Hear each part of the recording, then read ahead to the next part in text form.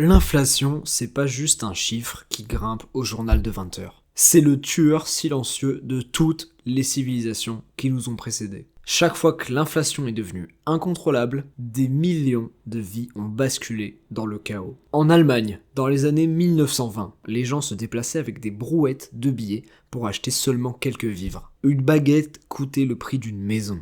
Les familles brûlaient littéralement leurs billets pour se réchauffer. Tout simplement parce qu'acheter du bois coûtait plus cher que les billets en eux-mêmes. Plus récent encore, au Venezuela, à partir de 2013, les prix ont doublé, puis triplé, puis complètement explosé. En 2 ans, un simple repas coûtait plus cher que le salaire du mois. Des familles entières vendaient leurs bijoux les plus précieux, tout ça pour acheter du riz. À la fin de ce système, il fallait plus de 400 000 à 1 million de bolivars pour acheter un seul dollar. Les gens finissaient par payer littéralement leur café, leur nourriture, leur électricité avec des brouettes de billets. Encore plus récent en Grèce après la crise de la dette, des familles entières se sont retrouvées à la rue du jour au lendemain. Les retraits étaient limités, les pensions bloquées, et les gens faisaient la queue pendant des heures devant des distributeurs qui étaient vides. À cette époque, beaucoup ont même décidé d'en finir plutôt que de tout perdre. Et là je sais ce que ton cerveau essaie de te dire après tous ces exemples. Oui, mais nous c'est différent. Si tu savais, les États du monde entier font exactement la même erreur. Ils s'endettent, ils impriment et ils dépensent, sans compter. L'argent que tu possèdes perd chaque jour un peu plus de sa valeur. Les prix explosent, l'inflation augmente continuellement, mais les salaires, eux, stagnent.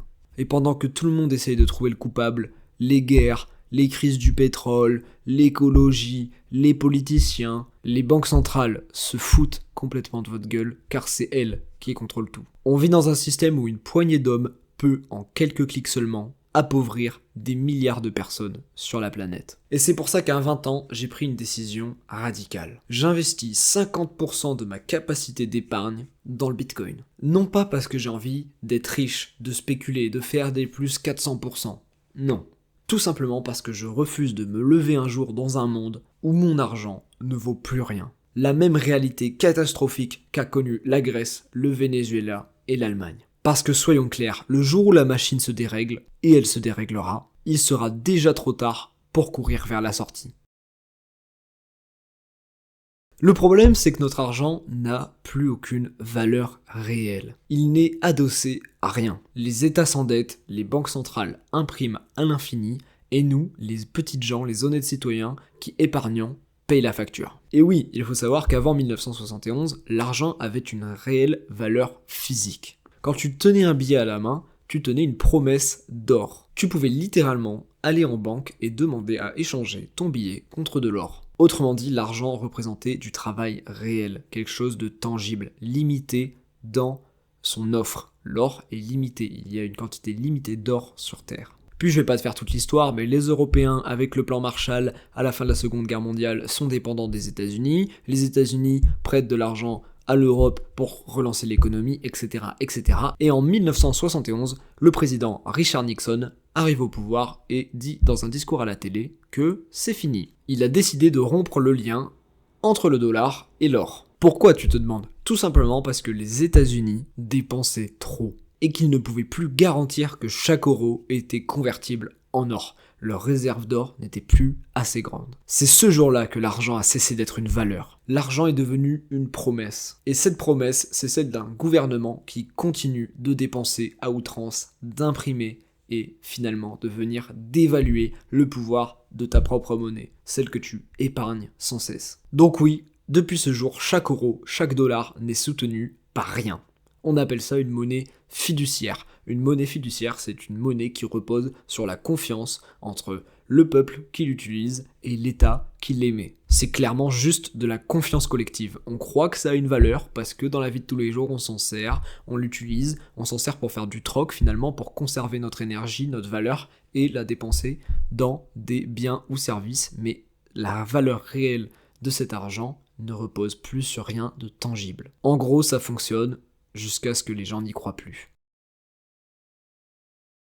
On t'a aussi dit que l'inflation, c'était normal, que même c'était très bon pour l'économie. Et oui, t'as déjà entendu cette phrase, je sais que tu l'as déjà entendue. La vérité, c'est que l'inflation, c'est un impôt déguisé. Un impôt sur ton épargne, sur ton temps, sur ton travail. Quand la BCE imprime 1000 milliards d'euros, elle ne crée pas de richesse, elle dilue la valeur de ce qui existe déjà. Chaque billet que tu possèdes en banque ou dans ton portefeuille vaut moins qu'hier, quand il n'avait pas imprimé ces 1000 milliards. Mais vu que le chiffre sur ton compte bancaire et dans ton portefeuille reste le même, tu ne vois pas la douille arriver. C'est littéralement le vol parfait. Et le plus vicieux, c'est que cette imprimerie monétaire, les 1000 milliards d'euros créés par la BCE, ne vont pas directement dans ta poche, c'est pas de l'argent qu'on redistribue aux épargnants.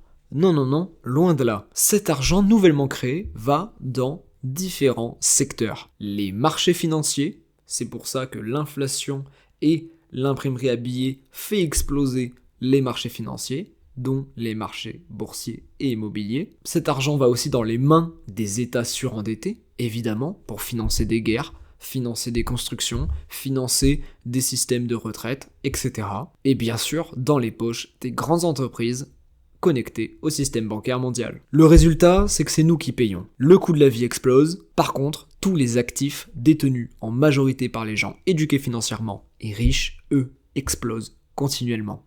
Donc l'inflation, c'est pas ce qu'on t'a appris. L'inflation, c'est quand les riches possèdent de plus en plus d'actifs qui s'apprécient et que les pauvres, eux, payent la facture sans le savoir. Et oui, le jeu est truqué. Les riches gagnent continuellement dans ce système-là car ils détiennent des actifs. Quand toi tu travailles pour gagner ton salaire, les riches, eux, prennent ce salaire, achètent des actifs avec et laissent ces actifs s'apprécier dans le temps pour lutter contre cette fameuse imprimerie monétaire, cette fameuse inflation. Ils ne détiennent ni cash ni épargne dormante. Ils détiennent des actifs, de l'immobilier, des actions, de l'or, du bitcoin, des obligations. Et chaque fois que la BCE ou la Fed imprime plus de monnaie, la valeur de ces actifs monte. C'est simple, plus la planche à billets tourne et plus les riches s'enrichissent. Et plus les petites gens, les petites fourmis, avec leur salaire fixe et leur épargne dormante, s'appauvrissent. C'est mathématique, les prix montent, les salaires stagnent et ceux qui n'ont que du cash en banque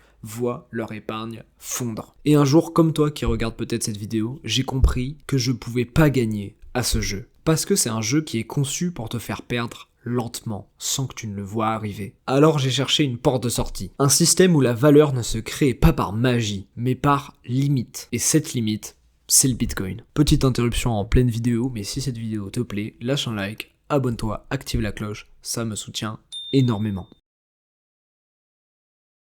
Le Bitcoin, c'est un truc complètement fou. On parle d'une monnaie que personne ne contrôle. Pas un État, pas une banque. C'est juste du code, transparent, prévisible et limité. Bitcoin pour beaucoup de personnes sur la planète qui sont dans des difficultés au niveau de l'inflation, dans des pays qui ont abusé de l'imprimerie monétaire, c'est pas un pari, c'est une révolte. Tout simplement parce que c'est la première fois dans l'histoire de l'humanité qu'on peut posséder une valeur, une monnaie, sans dépendre d'un système centralisé. Le Bitcoin, c'est aussi l'antithèse absolue des monnaies fiduciaires, les monnaies qu'on peut imprimer à l'infini. Le Bitcoin, c'est simple.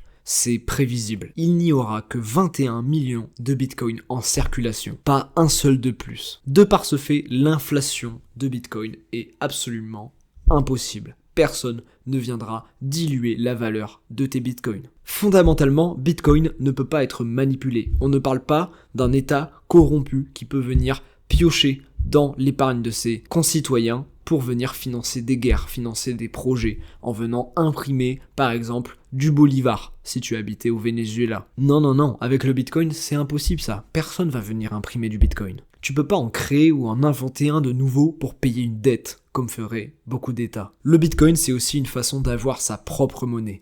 Personne ne peut venir censurer tes bitcoins. J'ai pas envie de rentrer dans les détails dans cette vidéo, mais le Bitcoin te permet de les posséder rien qu'à toi. Tu as des clés privées qui font que personne peut venir réquisitionner ton Bitcoin. C'est ta monnaie. Et ça, c'est magnifique parce qu'avec l'euro numérique qui arrive et les abus qu'on va tous subir avec cette arrivée-là, je peux te dire qu'une monnaie qui résiste à la censure et qu'on vient pas geler parce que tu as dit un truc qui ne plaît pas, c'est vraiment magique. Donc voilà la réalité. Le Bitcoin, c'est pas juste une crypto. Pour beaucoup d'êtres humains, c'est littéralement leur seule arme de liberté. Maintenant, parlons de mon cas personnel. Pourquoi est-ce que j'ai décidé de mettre 50% de mon épargne mensuelle dans le Bitcoin?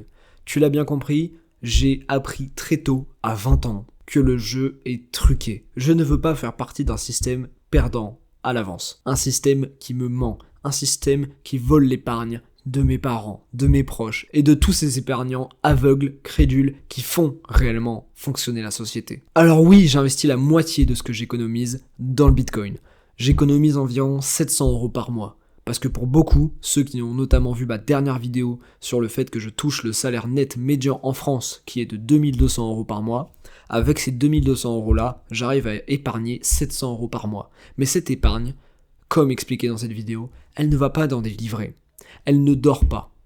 350 € est alloué sur le Bitcoin. Et 350 € va dans le marché US. Alors pourquoi je le fais? Tout simplement parce que je peux me le permettre. J'ai envie de m'acheter cette liberté future. J'ai envie de détenir un actif qui, lui, n'est pas inflationniste. Un actif qui sort du système financier mondial. Et on va pas se mentir, parce que je suis jeune et que je peux me le permettre. 350 € dans le Bitcoin et 350 € dans les marchés américains, c'est faisable parce que je n'ai pas d'enfant, pas de dette, pas de maison à rembourser et une discipline financière solide. Parce que tout simplement, je préfère me priver d'un resto aujourd'hui et acheter ma liberté de demain. Je fais le choix entre un confort immédiat plus ou moins restreint, parce que ne t'inquiète pas, je vis quand même une vie assez cool, je sors souvent, je voyage beaucoup et je me fais plaisir, tu vois. Vraiment, ça va. Le frugalisme, c'est pas l'enfer. Et le plus important, c'est que j'ai cette sensation très agréable de protéger mon futur, de me battre pour mon futur et d'acheter cette liberté. Et clairement, j'investis à long terme. Soyons honnêtes, que le Bitcoin soit à 25 000 $, 60 000, 120 000, 500 000 $, je continuerai d'en acheter. Je ne pense pas à faire x2, je ne pense pas à faire plus 10%, je ne pense pas au prochain bull market, bear market. Moi, je pense à 2035, à 2040, à 2045, à 2050, quand tout ce système va s'effondrer, quand les États vont imprimer à gogo, qu'ils n'arriveront plus à rembourser leurs dettes et qu'on va connaître finalement tous, probablement, le sort de la Grèce en 2008. Je serais extrêmement content d'avoir du Bitcoin. Qu'on soit clair, l'argent est une illusion. L'argent n'est plus adossé à l'or. L'argent, c'est juste une confiance entre toi et un État corrompu. Et ce système, dépenses incontrôlables, dette à outrance, imprimerie à billets, ça ne tiendra pas éternellement. Beaucoup de pays le vivent déjà, je sais qu'on a l'impression en France qu'on est intouchable, mais la réalité c'est que la France commence à devenir très problématique à ce niveau-là. Le FMI commence à se poser des questions de régulation au niveau de nos dépenses et au niveau de nos dettes. Notre note d'obligation monétaire a baissé, on n'est plus triple A. Donc c'est que les investisseurs étrangers ont moins confiance sur les capacités de la France à rembourser leurs dettes. Bref, beaucoup de mots compliqués pour dire que la France n'est pas si loin de la catastrophe de la Grèce en 2008. Alors les amis, oui, cette vidéo ne fait peut-être pas rêver, n'est peut-être pas très enthousiasmante, mais la liberté, elle se construit pas à pas, bloc par bloc, Satoshi par Satoshi, Bitcoin par Bitcoin. Donc oui, je suis né dans une génération qui n'aura pas de retraite. Notre génération, ta génération, probablement si tu as le même âge que moi, n'aura pas de retraite. Elle n'aura pas d'état-providence, mais elle a le Bitcoin. Et cet actif, c'est peut-être le début d'une revanche dans l'histoire. Si t'as compris le message que j'ai voulu te faire passer au travers de cette vidéo, qui sonne un petit peu morose, mais qui en réalité est pleine d'espoir, lâche un like, un commentaire dans lequel tu vas me marquer le mot inflation. Marque le mot inflation, ça reste entre nous, comme ça j'arrive à savoir si tu es resté jusqu'à la fin de cette vidéo. C'était Jimmy, un grand merci d'être resté jusqu'à la fin de cette vidéo, de m'avoir fait confiance, d'avoir pris le temps d'écouter, et d'avoir un petit peu serré les fesses dans les passages les plus moroses de cette vidéo YouTube. Je vous le redis, abonnez-vous avec la cloche, likez, commentez, et on se retrouve à la prochaine pour parler de finance, de Bitcoin, d'investissement, et de plein d'autres trucs finalement en rapport avec la finance. Ciao les mecs.